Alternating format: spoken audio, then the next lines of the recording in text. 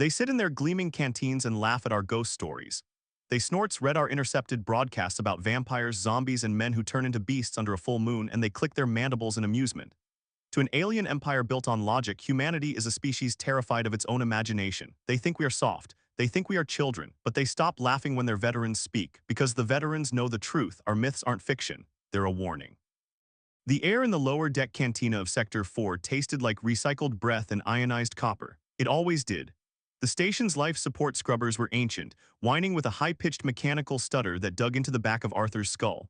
He sat in a corner booth, nursing a glass of synthetic whiskey that smelled like nail polish remover, trying to massage the cramping arch of his left foot without taking his heavy work boot off. Around him, the mess hall was a sea of chitin, scale, and slate-gray skin.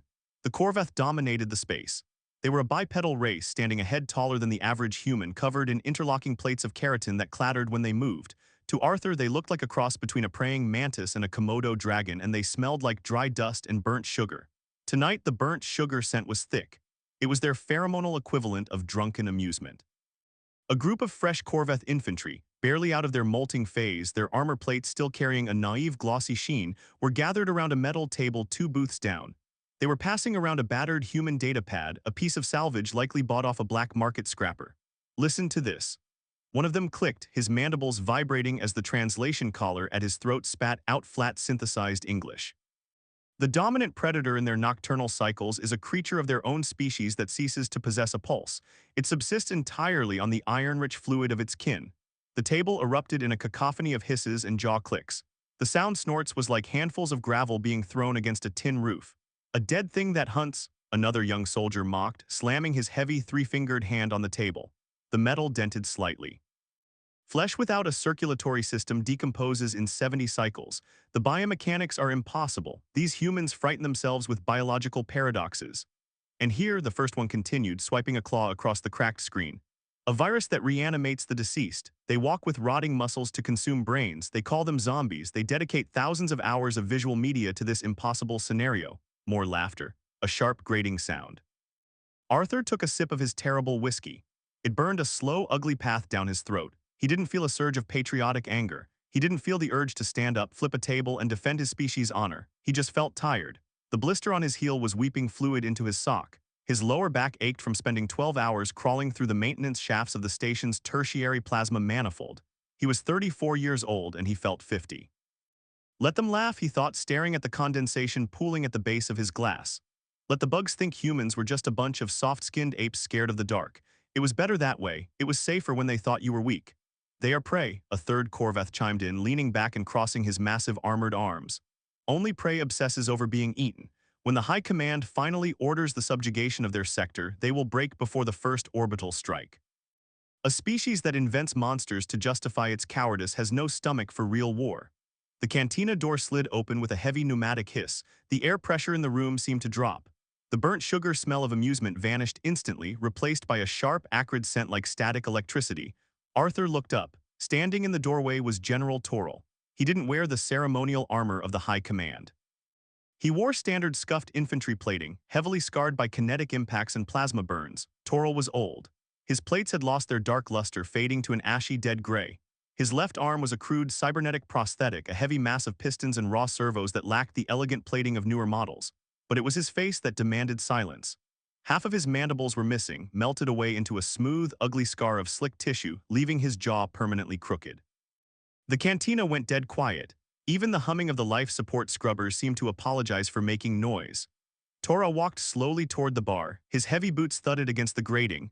Clunk, whir, the servos in his fake arm engaged as he reached out, tapping a single coin onto the counter. The bartender, a nervous, multi-limbed Xeno, hastily poured a dark, viscous liquid into a steel cup and pushed it forward. Toril turned. His single good eye, a deep, unblinking yellow, swept over the room. It landed on the table of young soldiers. You find the Terran mythologies amusing, Sub-Commander? Toril's voice was a low, mechanical grinding sound filtering through a heavily modified vocal translator. It didn't have the flat inflection of the standard models. It had a gravelly, resonant weight. The young Corveth, who had been holding the data pad, swallowed hard. His throat plates clicked nervously. General, we were merely observing their cultural texts, their obsession with the impossible, dead things that fight. It is structurally illogical. Toril took a slow sip of his drink. He didn't look away from the young soldier. Illogical, Toril repeated softly. The word hung in the stale air. You think they invent these creatures because they are afraid of the dark? He set the steel cup down. It made a dull thud that echoed in the silent room. They do not invent them to frighten themselves, Sub-Commander, Toril said, his voice dropping to a harsh whisper that carried across the entire mess hall. They invent them so they have a name for what they have to become when the dark comes for them. Arthur stopped rubbing his foot. His stomach gave a sudden cold lurch. He knew exactly where this was going, and a part of him wanted to stand up and walk out. He didn't want to hear it. He didn't want to remember. Toril moved away from the bar, his heavy limping gait carrying him closer to the center of the room. The young soldiers instinctively pulled back, pressing themselves against the cheap synthetic leather of their booths. You have never fought them, Toril said, his gaze drifting up to the dim overhead lights as if seeing something projected onto the rusted metal panels. You only know the simulations, the tactical readouts. You look at their biology, fragile endoskeletons, unprotected organs encased in soft flesh, a reliance on constant hydration and atmospheric pressure. You see a weak vessel, you see meat. Toril raised his cybernetic arm, the servos whining, and pointed a heavy steel finger at the young soldier. I commanded the 3rd Vanguard during the Siege of Harvest. It was an agricultural colony, insignificant. We dropped onto the Western Hemisphere during their monsoon season. The sky was the color of bruised flesh and the rain never stopped. Arthur closed his eyes. Harvest, just the name made his nostrils flare. He could suddenly smell it, not the ozone of the station, but the thick, suffocating stench of rotting vegetation, wet cordite and copper. The mud on Harvest didn't just cling to you, it swallowed you. Our strategy was simple, Toril continued, his translation collar capturing the grim cadence of his clicking tongue. Shock and awe, we are Korvath. We fight with precision, we strike hard, break the enemy's command structure, and the rest surrender. That is the logic of war. Toril let out a sound that the translator struggled with, a broken, wheezing hiss. It took Arthur a second to realize the alien was laughing. It was a terrible, hollow sound. We shattered their defensive lines in 3 cycles. We bombed their communications relays. We cut off their supply lines. By all tactical doctrines in the known galaxy, the war was over. We waited for the surrender. Toril took a step closer to the young soldiers, but the surrender never came. Instead, they retreated into the mud, into the ruins of their cities, and the war changed. The veteran closed his single eye for a fraction of a second. You mock their ghost stories, you laugh at the dead that walk. Let me tell you about the dead. The canteen was so quiet, Arthur could hear the erratic pulse of his own heart. He wrapped his hands around his glass, feeling the cheap plastic warp slightly under his grip. He had been a combat medic on Harvest. He had been 22. He remembered holding a boy's intestines in with his bare hands while the rain washed the blood away faster than it could pool. He remembered the boy asking for his mother and then 5 minutes later asking for a rifle. We advanced on a ruined processing plant, Toril said, his voice lowering, forcing the entire room to lean in. We had bombarded it for 12 hours, thermobaric charges. Nothing biological could survive the concussive waves. We sent in a clearance squad to secure the perimeter. Toril tapped his scarred chest plate. My squad, 30 elite infantry. As we breached the rubble, the mud shifted. The corpses we had stepped over began to rise. One of the young Korvath soldiers scoffed, a tiny nervous click. A mechanical trap automata. No, Toril snapped, his eye flashing with sudden violent intensity. Flesh and blood, humans, they had buried themselves beneath the corpses of their own dead to shield against the thermal blasts. They breathed through hollowed-out reeds in the mud. They lay in the rotting mass of the Urkin for 12 hours waiting for us. Toril's metal fingers twitched. They were deafened by the bombs. Their eyes were bleeding from the overpressure. Half of them were missing limbs. They had no heavy weapons, only kinetic rifles packed with dirt and sharpened pieces of metal. They should have been dead. Their bodies were failing, but their eyes. Toril paused. He looked down at his mechanical arm, staring at the exposed wiring. Their eyes were blank. The fear was gone. The logic was gone. They did not fight to win, Sub-Commander. They fought to ensure we bled with them. They threw themselves at our plasma lines. When their weapons jammed, they used rocks. When their hands were burned away, they used their teeth. They tore the feeding tubes from our armor. They drowned my men in the mud, holding them down while they themselves were being shot to pieces. Toril looked back at the table. I watched a human take a plasma bolt to the center of his chest. It burned a hole the size of my fist through his sternum. I saw his lungs blacken. The pain should have forced his nervous system into immediate collapse. It is biologically mandated. Arthur swallowed. His throat felt like sandpaper. He remembered the stim packs, the reckless, horrifying cocktails of adrenaline, combat amphetamines, and localized pain blockers they pumped into the infantry. It didn't heal them. It just turned off the brain's ability to realize the body was dead. He did not collapse, Toril whispered. He fell to his knees, coughing blood that boiled as it hit the air. And then he looked at me. He smiled, a terrifying wet baring of his blunt teeth. He pulled the pin on a fragmentation grenade and crawled toward me. He crawled for 20 m, dragging his dying body through the slick mud. He didn't make a sound. He just kept coming. Toril touched his ruined jaw. That is how I lost this. He detonated himself against my vanguard shield. He died, but he took 4 of my brothers with him. The silence in the room was absolute. The young Korvath soldiers were rigid, their earlier bravado completely stripped away, leaving only the confused instinctual tension of prey. Arthur felt a cold sweat breaking out on the back of his neck. His hands were trembling. He hated this. He hated the way Toril spoke about it, elevating the sheer desperate butchery of humanity into some dark mythology. It wasn't glorious. It was ugly. It was the frantic thrashing of an animal caught in a trap, chewing off its own leg to escape. But Toril wasn't finished. The old general leaned heavily against the edge of the nearest table, his good eye sweeping the room, demanding the attention of every alien present. You read their texts, Toril said, gesturing Snorts loosely toward the discarded data pad on the table. You read about vampires, creatures that drain the life from others to sustain themselves. During the 4th month of the siege, our supply lines were severed by their orbital debris fields. We were starving, we were dying of infection. Toril's voice grew rhythmic, almost hypnotic. We captured a human forward operating base. We found their medical tents. They had no synth blood left. They had no advanced trauma units. Do you know what we found? No one answered. The room barely breathed. We found humans with tubes jammed into their own veins, pumping their blood directly into the bodies of their wounded comrades.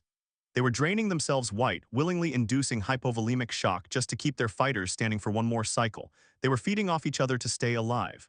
Arthur remembered the dim, flickering lights of the triage tent. He remembered the hollowed-out faces of the volunteers. Take a pint, Doc. I don't need it today. I'm just on radio duty. He remembered the cold, clinical reality of weighing one life against another, turning healthy men into pale ghosts so the grunts could go back out and hold the line. And the beast men, Toril said, his translator buzzing with the strain of his rising volume. The ones who transform under the moon, you think it is a child's tale. Toril pushed off the table, standing to his full, imposing height. In the final days, they ran out of ammunition. They ran out of stims. We cornered an entire battalion in the ruins of their capital. It was a night cycle. The sky was clear for the first time in months. The moon of that cursed planet was full and bright. Toril pointed at his chest, tapping the armor right over his primary heart. They attached bayonets to empty rifles. They wrapped their hands in barbed wire, and they charged. They didn't shout war cries, they howled. A primal guttural noise that shook the dirt under our feet. They threw away their tactical discipline. They discarded everything that made them a civilized spacefaring species. They devolved right before our eyes into apex predators. Toril's metal hand gripped the back of a chair. The metal groaned and bent under the pressure. We broke. We had superior weapons and unbroken armor. And we broke because you cannot fight an enemy that has already accepted death. You cannot terrify a species that keeps its worst nightmares in a mirror. Toril let go of the chair. He looked exhausted, the adrenaline of the memory draining out of him, leaving only an old broken soldier. Do not laugh at their myths, Toril said quietly, turning his back on the young soldiers and facing the rest of the cantina. They are not stories of what lives in the dark. They are blueprints. When a human is pushed past the breaking point, when you strip away their comfort, their logic, and their hope, they look into their history and they become the monsters they invented. Toril began a slow limping walk toward the exit. As he reached the pneumatic doors, he stopped and looked back over his shoulder. Pray to whatever gods you hold that the High Command never orders a full war against Terra. Because if we push them into the dark, the things that come back out will not stop until we are all dead. The doors hissed open and Toril stepped out into the corridor. The doors slid shut behind him, sealing the cantina in a heavy, suffocating silence. No one moved. The young soldier stared at the table, the data pad sitting there like a live explosive. In the corner booth, Arthur finally let go of his glass. His knuckles were white. He looked down at his own hands.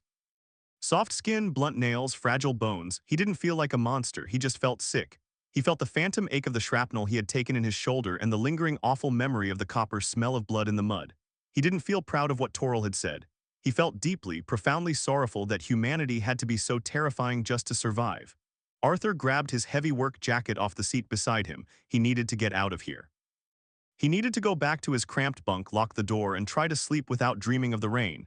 As he stood up, his boots clunked heavily against the floor grates. Every single alien head in the cantina snapped toward him. The Korvath soldiers looked at him. They didn't see the tired mechanic with a weeping blister. They didn't see the middle-aged man nursing cheap whiskey to dull a backache. Arthur looked back at them, his face impassive, his eyes dead and tired. The aliens slowly, carefully averted their gaze. The smell of burnt sugar was entirely gone, replaced by the faint sour stench of adrenaline. They were terrified. Arthur zipped up his jacket, ignoring the silence, and walked out into the corridor. The corridor outside the cantina was a long-ribbed tunnel of scarred aluminum and flickering halogen strips. The lights hummed with a low, erratic frequency that made Arthur's teeth ache. The air out here was colder, scrubbed of the cantina's organic stench, leaving only the sterile bite of industrial ozone and leaking coolant. Arthur walked with a deliberate heavy limp. He didn't try to hide it anymore. With the Korvath soldier's eyes burning a hole in his back until the door sealed, he had maintained a rigid, steady posture. But now, alone in the gray hallway, he let his body sag. The blister on his heel felt like a hot coal pressed against his skin with every step. He hated this station.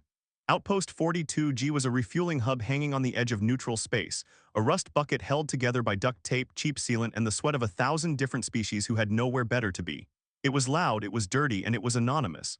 That was exactly why Arthur had signed a 5-year contract to crawl through its guts fixing plasma manifolds. Anonymous was safe. Anonymous meant nobody asked you about the war until tonight. He swiped his greasy key card over the optical reader of his quarters. The lock groaned, a rusty protesting sound, and the door slid back just enough for him to squeeze through. His room was a closet. A metal slab folded out of the wall served as a bed covered by a thin, scratchy thermal blanket. There was a sink that spat brown water for the first 3 seconds, a locker that wouldn't close properly, and a ventilation grate that constantly leaked a smell like burning hair. It was cramped, suffocating, and perfect. Arthur dropped his jacket onto the floor. He sat heavily on the edge of the metal slab, leaning forward to unlace his boots. His hands were still shaking. He stared at his fingers, thick, calloused, permanently stained with dark engine grease around the cuticles. You cannot terrify a species that keeps its worst nightmares in a mirror. Taro's mechanical voice echoed in the small room. Arthur let out a short, harsh breath, a bitter sound that held no humor. Bullshit, he whispered to the empty room. He finally got the left boot off. The sock was soaked through with sweat and a dark yellowish fluid. He peeled it away, wincing as the fabric pulled at the raw, exposed dermis of his heel. It was a nasty blister, angry and inflamed. He reached under his bed and pulled out a battered first aid kit. As he dabbed antiseptic onto the wound, the stinging pain grounded him. It cut through the rising fog in his head. The aliens always got it wrong. They looked at human history, at the blood and the mud and the desperate savage things humans did to survive, and they called it strength. They romanticized it. They thought the beast men and the vampires Toril spoke of were conscious choices, tactical evolutions born of some inherent terrifying warrior spirit. They didn't understand that it was just sheer blind panic. Arthur taped a gauze pad over his heel. He remembered the boy in the triage tent, the one who had asked for his mother. Arthur had given him a heavy dose of morphine. Too much, probably, but the kid's lower half was crushed under a collapsed prefab wall. There was no saving him. The kid had stopped screaming, his eyes going wide and glassy as the opiates flooded his system. "I'm not scared, Doc," the boy had slurred, his lips pale blue. "I'm going to be a ghost. I'm going to haunt the bastards." He died 3 minutes later. He didn't become a ghost. He became 60 lb of rotting meat that Arthur had to drag into a mass grave the next morning because the air scrubbers in the med tent had failed and the smell was making the surgical team vomit. There was no glory in it, no terrifying metamorphosis into apex predators. They hadn't fought with rocks and teeth because they were brave. They did it because they were trapped, starving, and their brains had short-circuited from the trauma. Toril's vampires bleeding themselves dry for their squadmates weren't heroes. They were broken kids suffering from severe psychological trauma, making irrational choices because the chain of command had disintegrated. Arthur stood up, his bare foot slapping against the cold grate. He walked over to the sink, turned the tap, and let the brown water flush out before splashing the cold, chemical-tasting liquid over his face. He looked at himself in the scratched metal mirror above the basin. Dark circles carved deep valleys under his eyes. His skin was pale, his hair thinning and gray at the temples. He was 34, but the eyes staring back at him were ancient. They were the eyes of a man who had seen the absolute bottom of the barrel of existence and found that the barrel had no bottom. He wasn't a monster, he was just tired. He was so incredibly tired. He tried to lie down. He pulled the scratchy thermal blanket up to his chin and stared at the dark ceiling. He focused on the hum of the station. Listen to the reactor, he told himself. Listen to the steady, logical pulse of the machinery. But the machinery sounded too much like rain. Every time he closed his eyes, the gray metal ceiling dissolved into a sky the color of bruised flesh. He felt the dampness seeping into his bones. He smelled the wet cordite. He heard the wet sucking sound of boots pulling out of deep mud. Squelch, squelch, squelch. Arthur threw the blanket off. It was no use. Sleep was a hostile territory tonight. He grabbed a fresh pair of socks from his locker, pulled them on, and forced his foot back into the heavy work boot. He laced it up tight, embracing the sharp sting of the blister. He needed to work. He needed to burn out the adrenaline and the ghosts with brute physical labor. He picked up his tool belt, heavy with sonic wrenches, plasma torches, and diagnostic scanners, and headed back out into the corridor. The tertiary plasma manifold in Sector 7 had been running a 3% variance for a week. The station chief didn't care, but Arthur did. 3% was sloppy.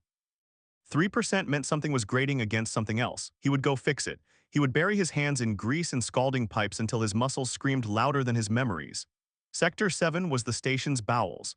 It was a labyrinth of heavy conduits, steam vents, and cramped crawl spaces. The air down here was easily 40 degrees C, thick with humidity and the acrid stench of hot metal. Arthur wedged himself into a narrow gap between a primary coolant line and the whole plating. The heat radiated through his thick canvas jacket, instantly soaking his shirt in sweat. He engaged the magnetic clamps on his boots to keep from sliding down the curved interior hull, snorts, and leaned awkwardly to reach the pressure valve of the manifold. It was pitch black save for the narrow beam of his shoulder-mounted work light. The beam cut through the dusty air, illuminating the rusted stubborn bolt he needed to turn. He attached a heavy long-handled sonic wrench to the bolt. It was old tech stripped of its digital assist, requiring pure mechanical leverage. Arthur gritted his teeth, braced his good leg against the coolant line and pulled. The wrench didn't budge. He readjusted his grip, his greasy gloves slipping slightly. He breathed in the hot, dead air. He thought about the young Corveth soldiers laughing in the cantina.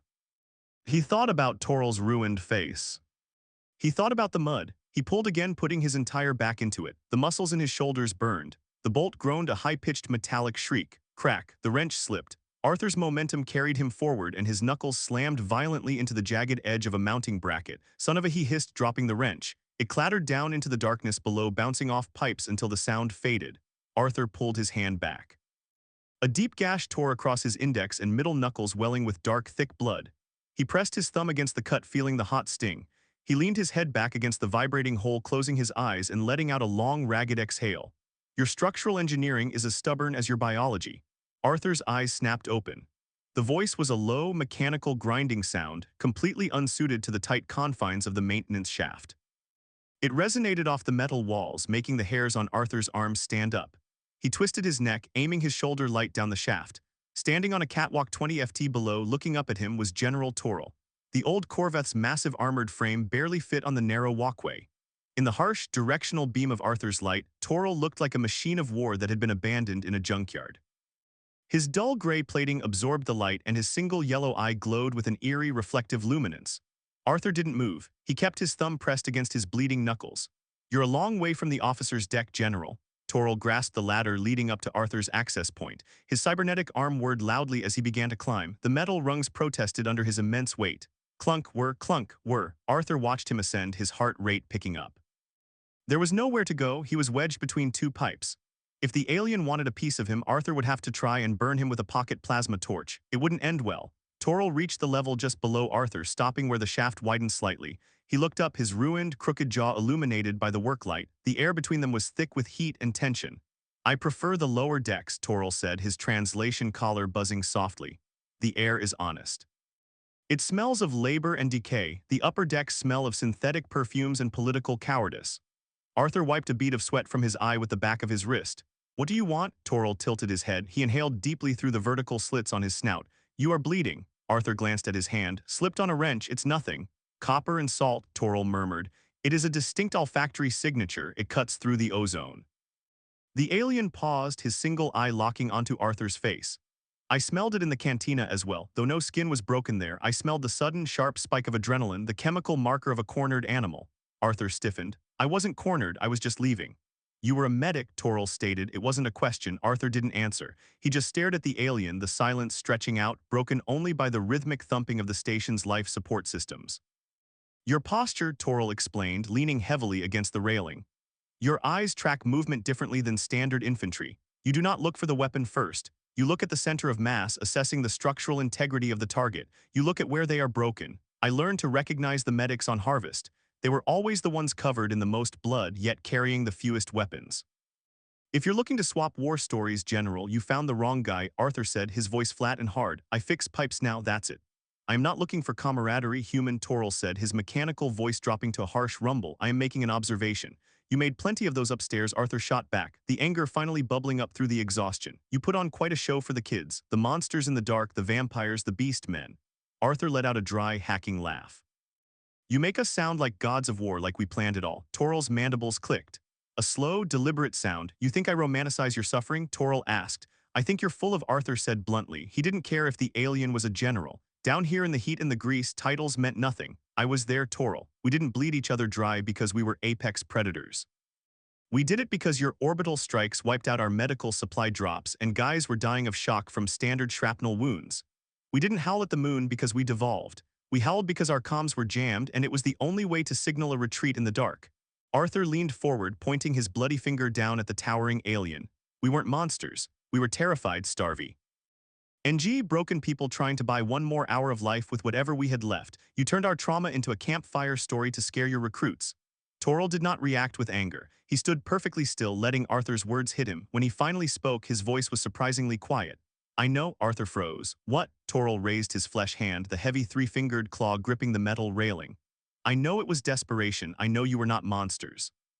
I read the intercepted medical logs after the siege. I saw the casualty reports. I know exactly how much your species suffered. Toril looked down at his own cybernetic arm. But my soldiers, they do not know. The Corvith Empire is expanding. We are encountering dozens of new species. Most surrender when their mathematical probability of victory reaches zero. It is logical. Toril looked back up at Arthur, his yellow eye burning with a cold, absolute intensity. My species is arrogant. We rely on armor, on plasma, on tactical simulations. If they look at humanity and see only fragile, logical beings who suffered and died, they will view you as prey. They will underestimate you, and if the High Command ever orders an assault on a Terran core world, my soldiers will walk into the meat grinder expecting a quick victory. Toril stepped closer, closing the distance until Arthur could smell the dry dust and burnt sugar scent of the alien. I do not tell them the myth to glorify you, Arthur, Toril said softly, his translator barely picking up the whisper. I tell them the myth to keep them alive. I make you monsters in their minds so they will never be foolish enough to push you into the dark again. Arthur stared at the old general, the anger drained out of him, leaving a hollow, aching emptiness. He looked at Toril's ruined face, the melted jaw, and the mechanical arm. He wasn't looking at a conqueror, he was looking at a survivor. Two dead men standing in the sweltering bowels of a forgotten space station, carrying the weight of a war nobody else understood. It's a heavy lie to carry, Arthur said quietly. Toril turned his head away, looking down into the dark abyss of the maintenance shaft. It is the only thing we have left to carry, the alien replied. He began to climb down the ladder, his heavy boots clanging against the metal. He didn't look back. Arthur watched him disappear into the shadows. He stood there for a long time, listening to the hum of the station. Finally, he looked at his bleeding hand, wiped the blood on his dirty canvas pants, and reached into his pouch for another wrench. There was a 3% variance in the manifold, and he had a job to do. It took Arthur 3 hours to muscle the variance down to a manageable 0.4%. By the time he twisted the final locking collar into place, his arms felt like they were packed with wet sand. The gash on his knuckles had stopped bleeding, sealing itself beneath a crust of dried blood and industrial grime. He climbed down the access ladder, his boots slipping twice on the rungs. His blister had finally popped. He could feel the raw, slick friction against the back of his heel with every step. He didn't care. The physical pain was a localized, manageable thing. It was a math problem with a clear solution. You step, it hurts, you step again. It was far easier to deal with than the quiet, creeping thoughts Toril had left behind in the dark. Arthur bypassed his quarters and headed for the commercial ring on level 2. The lights were dimmer here. Half of the halogen tubes burnt out and left unreplaced by station administration. The air smelled of cheap frying oil, unwashed bodies, and the sharp chemical tang of illicit dermabond. He pushed through a heavy vinyl curtain into a narrow stall sandwiched between a noodle stand and a scrap merchant. We're closed, a voice grunted from the shadows. It's Arthur. Garrett turned the damn lamp on. A desk lamp flickered to life, casting a harsh conical beam over a scratched steel table. Garrett sat behind it, a half-smoked cigarette dangling from his lips. Garrett was a relic, a former fleet surgeon who had lost his license somewhere out in the Perseus arm and ended up stitching lacerations for ration chits on Outpost 42G. His hand shook slightly when he wasn't working, but his eyes were sharp. You look like hell, Artie, Garrett rasped, tapping an ash onto the floor. Snorts, and you smell like a burnt alternator. I need a patch, Arthur said, extending his hand into the light. Garrett leaned forward, inspecting the jagged tear across Arthur's knuckles. He didn't flinch, he just sighed, the cigarette bobbing in his mouth. You didn't clean this, it's full of graphite dust, that's why I'm paying you. Garrett pulled a rusted tray from under the table. It was filled with a haphazard collection of tweezers, biofoam canisters, and surgical tape. He poured a generous splash of rubbing alcohol onto a coarse cloth and grabbed Arthur's hand. Brace, Garrett warned. He scrubbed tea. He wound hard. Arthur sucked air through his teeth. The alcohol bit deep, a searing white-hot line of agony that spiked up his forearm. He forced his hand to stay flat on the table, gripping the edge with his thumb to keep from pulling away. Deep one, Garrett muttered, tossing the bloody cloth aside. Going to need sinew thread. Biofoam won't hold if you keep punching bulkheads. It slipped, Arthur said, his voice tight. Sure it did. Garrett threaded a curved needle with a length of black synthetic fiber. You know the Corvette have a medical kiosk 2 levels up. They dip you in a gelatin vat and the skin knits on a cellular level. No scars, no pain, cost you half a week's pay, but it's civilized. I don't like the vats, Arthur said, staring at the needle as it pierced his skin. He felt the tug, the slight resistance of his own flesh, and the sharp pinch of the knot. They make me feel like I'm drowning. Garrett grunted softly, tying off the first stitch. You and every other vet on this rust bucket. You'd rather sit here and let an old drunk sew you up like a torn pair of pants. Humans, we love our scars, we think they buy us something. They don't buy us shit, Arthur muttered. They remind us we're not machines. Garrett corrected, pulling the second stitch tight. The bugs, the scales, the squids, they fix themselves so perfectly they forget they were ever broken. A human breaks and they heal ugly. We carry the damage. It changes the structural integrity. Arthur thought of Toral's ruined face, the melted jaw. I tell them the myth to keep them alive. Maybe Toral wasn't so different. Toral wore his damage on the outside. He used it as a shield. Done, Garrett said, snipping the thread. He slapped a square of gauze over the knuckles and wrapped it tightly with white medical tape. Keep it dry. If it starts smelling like sweet almonds, you've got gangrene and I'll have to chop the finger off. Thanks, Garrett. Arthur dug into his pocket with his good hand, pulling out 3 plastic ration chits and dropped them on the table. Get some sleep, Artie, Garrett said, turning the lamp off and plunging the stall back into shadows. You look like a ghost. Arthur walked back out into the concourse. The ache in his hand was sharp and rhythmic, pulsing in time with his heartbeat. He felt marginally better. The pain was a tether keeping him grounded in the present, away from the rain of harvest. He finally made it back to his quarters. He didn't bother taking his boots off this time. He just collapsed onto the metal slab, pulled his jacket tight over his chest, and closed his eyes. The exhaustion finally overrode the adrenaline. The station's hum faded. For the first time in weeks, he didn't dream of the mud. He dreamed of absolutely nothing. The klaxon woke him like a physical blow. It was a harsh, oscillating shriek that rattled the metal walls of his quarters. Arthur jolted upright, his heart kicking against his ribs like a trapped bird.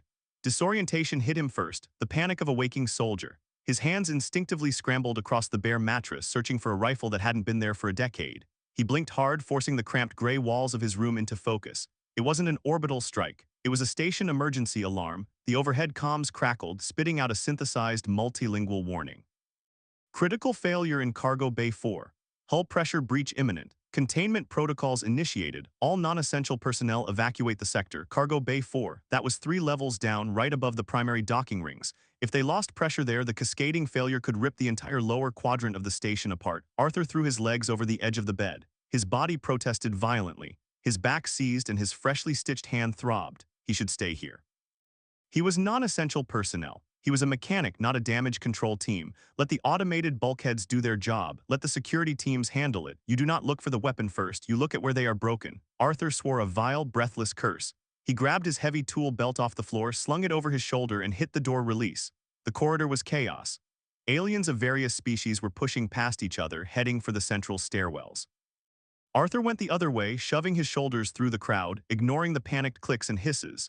He reached the service elevator, ripped the access panel off, and manually bypassed the safety lockout, sending Snorts the cage plummeting down to level 5. The doors groaned open and the noise hit him like a wall. Cargo Bay 4 was a cavernous expanse of steel decking and stacked shipping containers. The air was thick with gray smoke and the acrid smell of burning insulation. A massive Snorts overhead cargo crane had sheared off its rails. The multi-ton gantry lay crumpled across the deck, crushing a row of pressurized shipping. Crates, klaxons screamed, sparks showered from severed power cables dangling from the ceiling. A squad of Corvette security personnel had already arrived. Arthur recognized the glossy armor. It hit the same young soldiers from the cantina. They were standing behind a perimeter of deployable energy shields, their kinetic rifles drawn, shouting conflicting orders into their comms. They looked terrified. "What's the status?" Arthur yelled, jogging up behind them. The sub-commander spun around, his kinetic rifle twitching nervously. He saw Arthur and froze, his mandibles parting in sudden recognition. It was the human from the bar, the quiet one. "Civilian, you must evacuate."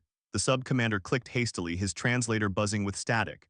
"The gantry collapse has compromised the external airlock seal. The structural struts are failing. In exactly 4 minutes, the bulkhead will breach and this bay will depressurize." Arthur looked past the energy shields. He saw the massive steel gantry pinning the airlock door half open. Beyond the door, the warning lights of the decompression chamber were flashing red. The hissing sound of escaping atmosphere was getting louder. "Where is the heavy lifter drone?" Arthur demanded. "It is stuck under the debris," the sub-commander replied, pointing a clawed finger.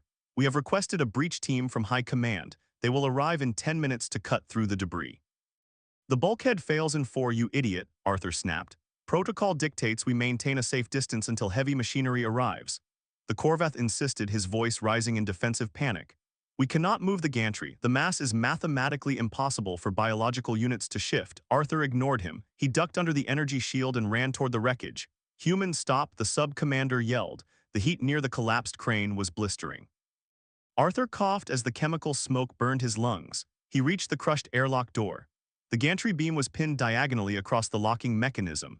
If the door didn't seal, the vacuum of space would suck the entire bay out into the void. He heard a sound, a wet, frantic wheezing. Arthur dropped to his knees and looked under the steel beam. Pinned beneath the crushing weight was a station worker, a scrawny, four-armed Tellarite. Its blue skin was pale, its lower thorax completely crushed. It was drowning in its own fluids, clawing weakly at the deck plating. Arthur's chest tightened. He smelled it. The copper, the sweat, the urine. It was the smell of the triage tent. It was the smell of a bad death. Hey, Arthur grunted, sliding snorts onto his stomach and reaching his hand under the beam. He grabbed the Tellarite's upper hand. Look at me, I've got you. The alien's large black eyes rolled toward him, filled with blind, suffocating terror. Arthur looked at the gantry beam. It weighed easily 3 tons. The Korvath were right. It was mathematically impossible. He couldn't lift it. You cannot terrify a species that keeps its worst nightmares in a mirror. Arthur let go of the alien. He stood up. He unclipped the heavy 3FT solid steel pry bar from his tool belt. It wasn't meant for lifting. It was meant for aligning engine mounts. He wedged the flat edge of the pry bar under the lip of the gantry beam, resting the fulcrum against a solid rivet on the deck plating. He wrapped his hands around the top of the bar. His newly stitched knuckles screamed in protest. Arthur looked back. The young Korvath soldiers were watching him from behind their shields. They were perfectly still, their kinetic rifles lowered. They were watching the myth. Arthur didn't feel like a myth. He felt like a tired, broken man who was about to destroy his own spine because he couldn't stand to watch someone die in the dark again. He planted his boots.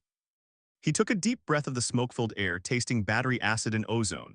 He pulled down on the pry bar. Nothing happened. The steel bar bent slightly. Arthur closed his eyes. He stopped thinking about the math. He stopped thinking about the pain. He visualized the boy on Harvest. He visualized the mud. He reached deep down into the ugly, bottomless well of trauma that he spent every waking second trying to ignore. And he let the lid off.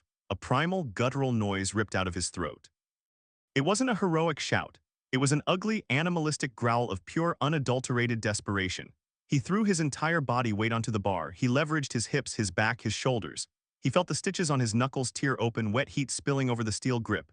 The muscles in his lower back seized, a blinding flash of agony shooting down his legs. His vision went white at the edges. The blood vessels in his eyes throbbed, threatening to burst. More, give it more. His boot slipped on the bloody deck, but he caught himself driving his heel into the grating. The gantry beam groaned. Behind the shields, the Korvath sub-commander epped forward, his jaw dropping in horrified awe. With a deafening shriek of tearing metal, the gantry beam shifted. It scraped upward, sliding just 3 and up the airlock door. It was enough. Pull him, Arthur roared, the veins in his neck bulging, blood dripping steadily from his hand onto the deck. Pull him out. 2 of the Korvath soldiers broke formation. They sprinted forward, diving under the suspended beam, and grabbed the Tellarite by its arms. They dragged the crushed alien out from under the weight. The second they were clear, Arthur let go of the pry bar. The beam crashed back down, missing Arthur's boots by millimeters. The airlock door, freed from the diagonal pressure, slammed shut with a massive pneumatic hiss.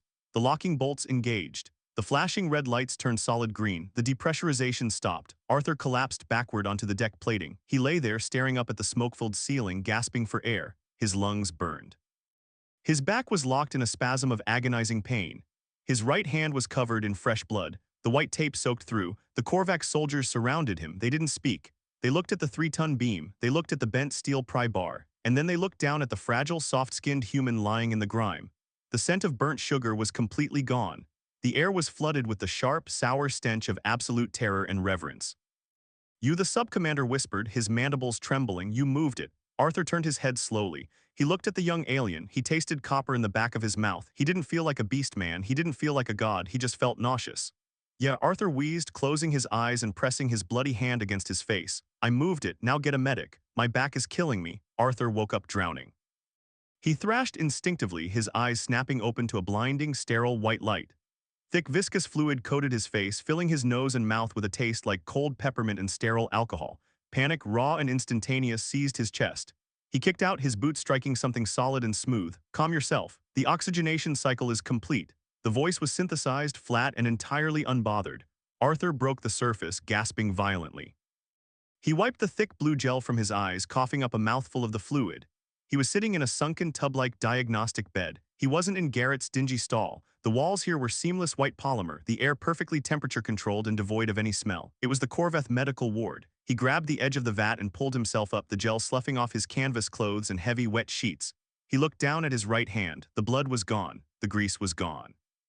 The ragged, jagged tear across his knuckles and Garrett's crude black synthread stitches were completely erased. In their place was a stretch of smooth, flawless pink skin. It didn't even look like his hand. It looked like a mannequin's appendage, freshly molded and bolted onto his wrist. He flexed his fingers. There was no pain, none at all. He swung his legs over the side of the vat, his boots hitting the pristine white floor with a wet squeak. He tested his back. The agonizing spasm that had dropped him in the cargo bay was a ghost. The Corveth microsurgeons in the Geel had repaired the micro-tears in his lumbar muscles, flushed the lactic acid, and realigned his vertebrae in less than 2 hours.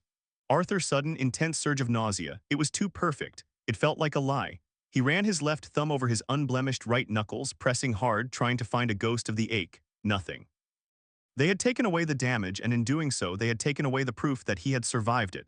Your biology is highly receptive to cellular regeneration. Arthur looked up.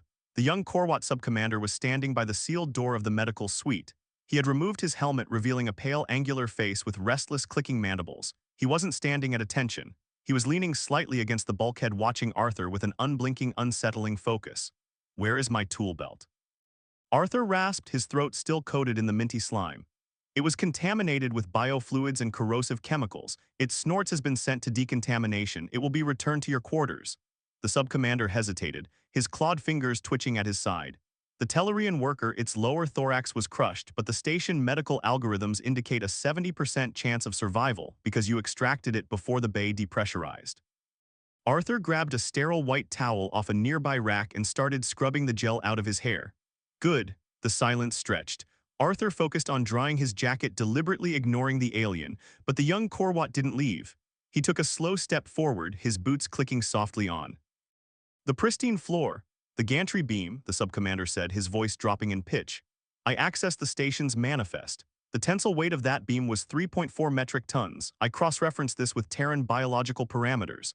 The maximum load capacity of a human male of your height and density, even under extreme adrenaline stimulus, is roughly 500 kg. Arthur threw the damp towel onto the diagnostic bed. "Math is just theory until you test it." "It is not theory," the subcommander insisted, his translator buzzing with the strain of his confusion.